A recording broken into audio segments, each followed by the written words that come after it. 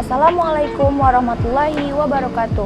Perkenalkan, nama saya Fauzia Husniati Fahmi, BP 201021248 dari Prodi Agroteknologi Fakultas Pertanian Universitas Andalas. Kali ini saya akan melakukan praktikum mengenai morfologi bunga dan buah. Baiklah, kita masuk kepada bagian yang pertama, yaitu bunga. Yang pertama ada Hibiscus rosa sinensis L atau yang lebih dikenal dengan bunga kembang sepatu. Bunga ini tergolong ke dalam bunga tunggal.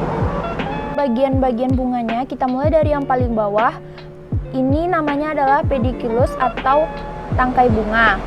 Kemudian kita lanjut, di sini terdapat bagian yang disebut epicalyx atau modifikasi dari kelopak bunga atau calyx. Kemudian di sini ada calyx atau kelopak bunga yang mana membedakan antara bagian kelopak bunga dengan mahkota bunga. Kemudian bagian yang berwarna disebut dengan mahkota bunga atau corolla. Dan bagian bunga yang perlembar ini dinamakan dengan petal. Kemudian kita masuk ke organ reproduksi bunga. Organ reproduksi bunga yang pertama yaitu ada stamen atau benang sari. Ini merupakan alat reproduksi kelamin jantan. Kemudian ada pistilum atau putik yang merupakan alat reproduksi kelamin betina.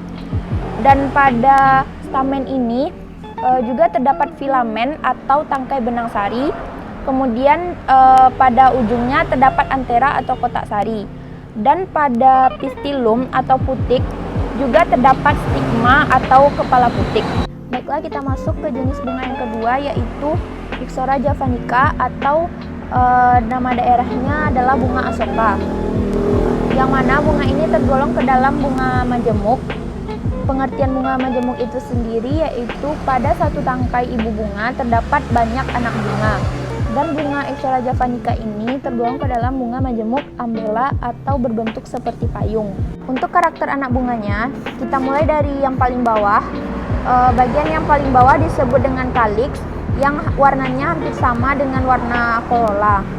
Kemudian bagian yang memanjang ini disebut dengan corolla tube. Kemudian bagian yang ini disebut dengan corolla loop. Kemudian pada bagian ini, pada bagian corolla loop menempel stamen atau benang sari.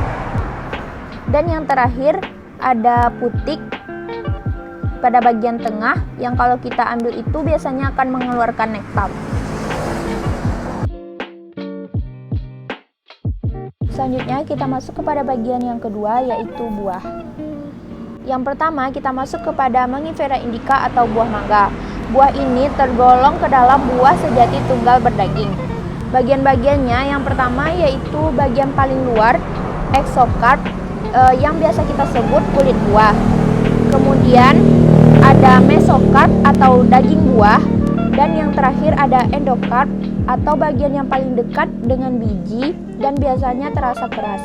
Kita masuk kepada buah yang kedua, yaitu Malus sp atau apel. Buah ini tergolong ke dalam buah sejati tunggal berdaging. Untuk bagian-bagian buahnya yang pertama yaitu ada exokarp, kemudian ada mesokarp atau daging, dan ada endokarp yang mana yang terletak pada bagian tengah. Kalau kita makan biasanya akan kita buang dan terasa keras. Endokarp ini merupakan pemisah antara daging dengan biji. Kita masuk kepada Citrus sinensis atau jeruk. Buah jeruk ini tergolong ke dalam buah berdaging tunggal dan termasuk ke dalam jenis Hesperidium. Untuk bagian-bagiannya yang pertama yaitu ada flavoedo, yaitu bagian paling luar yang berwarna hijau. Kemudian pada kulit bagian dalamnya terdapat bagian yang berwarna putih disebut dengan albedo. Kemudian ada bulir-bulir jeruk yang disebut dengan jusak, dan pada bagian tengah itu disebut dengan sektum, yang terdapat sekat-sekat ini disebut dengan sektum. Kemudian antara bagian pusat yang berhubungan dengan biji disebut dengan funiculus. Selanjutnya kita masuk kepada Cucumis sativus atau mentimun. Mentimun ini tergolong ke dalam buah sejati tunggal berdaging. Untuk bagian-bagiannya, yang bagian paling luar disebut dengan exocarp atau kulit.